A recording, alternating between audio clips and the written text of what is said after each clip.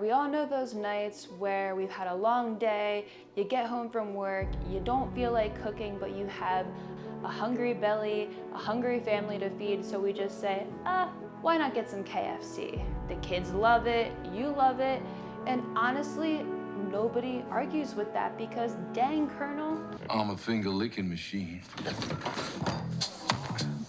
Today, I'm gonna show you how to make a healthier version of Kentucky Fried Chicken, and this version is less expensive, it tastes better, it's better for you, and it is a cheap and easy way to get more protein in. Hey, I'm Taylor, I'm a functional nutritionist here to help you get happy about food through simple nutrition tips and healthy home-cooked meals.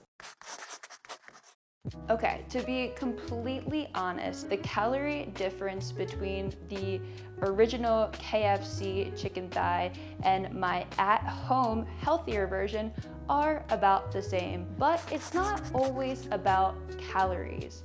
It's about the quality of those calories. The KFC version is deep fried and partially hydrogenated soybean oil. Now, this is oil that sits around all day in these deep fryers and it gets used again and again and again. And the more you reuse an oil, the more rancid it gets. And when we consume rancid or oxidized oil, it creates inflammation in the body. My version is better because we're using one, an air fryer, there is no deep frying involved, and two, we are getting that gorgeous golden brown crispy outer layer by using avocado oil spray instead of deep frying.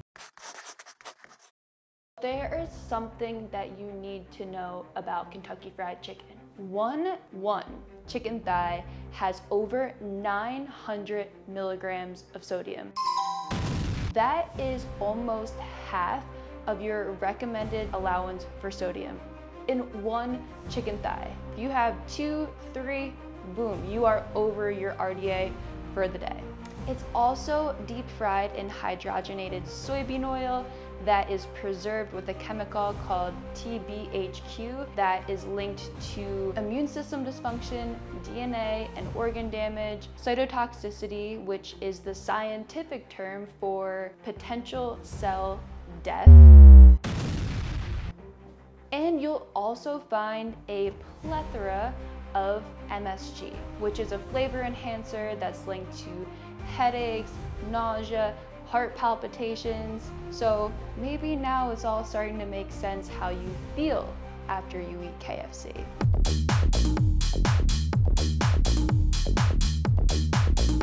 And let's not forget one of the most important pieces, the cost. My healthier KFC version comes in at about $1 per piece, whereas the KFC version, if you're getting a bucket of chicken to feed your whole family, that can cost at minimum $25. So this is way more budget friendly. The point is, we can do better, a lot better. So let's get started on the marinade. I made this marinade the day before and used salt, pepper, cayenne, paprika, oregano, Dijon mustard, minced garlic, and Greek yogurt.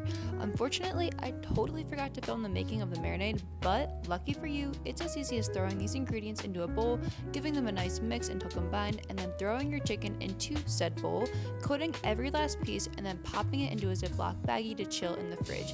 You can marinate it for as little as 15 minutes and up to an entire day. Obviously, the longer you marinate it, the more flavor will penetrate the chicken, but 15 minutes is better than nothing. Now this next part is where I'd like to brag a little bit. This is the coating, the crispy outer layer. Here's everything that I use. I made a panko-inspired breadcrumb, and we have all of the essentials that we need here for that. If you saw oats in my lineup and thought I was a total weirdo for including them, this, my friends, is why. We are blending about 2 to 3 tablespoons of oats into a flour first. Why? Because I just felt like overcomplicating things, okay? I'm having a little fun, but you can totally use all-purpose flour, almond flour, or whatever you have. Then we're gonna add the rest of our ingredients: cornflakes, baking powder, cornstarch, smoked paprika, cayenne, black pepper, and we'll pulse those dry ingredients together until combined. Then we will transfer our panko breadcrumbs to a plate, crush more cornflakes by hand to add some more texture and ensure the crunch factor is high, because I love a crunch. Who doesn't love a crunch? And finally, we'll remove our marinated chicken and get it ready for dipping. All right, so you can see I have my marinated chicken thighs here. I am going to take my chicken thigh and I'm going to rub it in my coating. Wow, that looks amazing. And then I'm gonna put it on my air frying tray. I love the air fryer. It reduces cooking time significantly, and you can pretty much cook anything in an air fryer, from steak to broccoli to French fries to fried chicken. It's really an essential kitchen appliance in the 21st century, in my opinion. This smells so good, by the way. The smoked paprika is really coming through. The cayenne, the mixture of the spices, it's going to be an explosion of flavor in our mouths. This is the secret to making sure you get that golden brown and delicious crust. You're gonna take this avocado oil spray, which is a way better alternative to Pam, which is made from a vegetable oil blend. And like we mentioned before, these vegetable oils can get extremely inflammatory when they are heated at high heat. They are rich in omega-6 fats, which become oxidized at high temperatures. And when we consume those oxidized fats, it creates inflammation in the body. So I like to swap wherever I can for avocado oil when cooking at high heat. Obviously, we're not deep frying, we're using the air fryer instead. So this avocado oil spray is perfect. You can already see the color change when I spray it on there. We're gonna air fry this for about 20 minutes and then check the internal temperature. It should be around 165 degrees. That's when we know it's ready. Yeah, let's get cooking. Like I said, pop it in the air fryer at 375. I checked mine after 15 minutes and they were already past temp. That is the color you were going for, golden brown and delicious. Let's see what we got here. Might have forgot that there was a bone in these chicken thighs, lol. I ran into a bit of trouble, but we made our way around it. Look at that, juicy AF. Let's give it a try. You know it's good when the hand wipes turn into a happy dance. Oh my God.